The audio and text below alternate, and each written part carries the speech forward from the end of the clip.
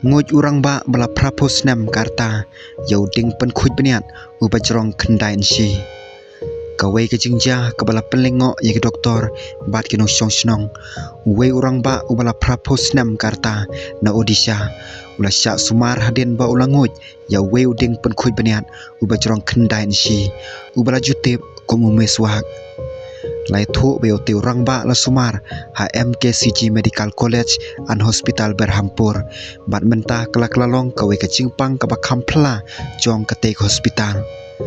Ute unong pang ubala tip kerteng kumu kamara ju nayak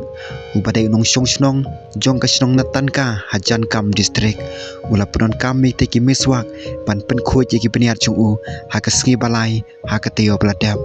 haka baklem da bakla ulangam sopo urendang jong u ute uding ula sakut hau pai bam jong u kabala penlong ye u pan pangjur bat umla pan bamba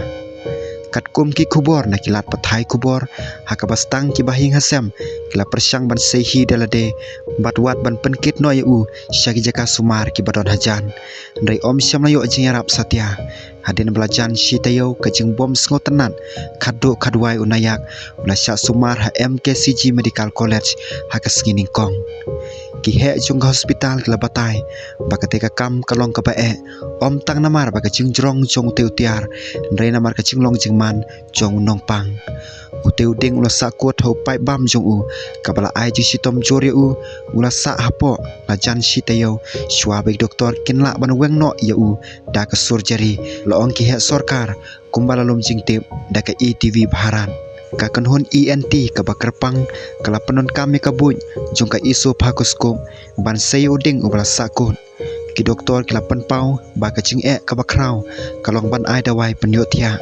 namar bo nong pang udon ya ka ching pang ka bala kham e ka bala penlong ya krukom le ka ba khamma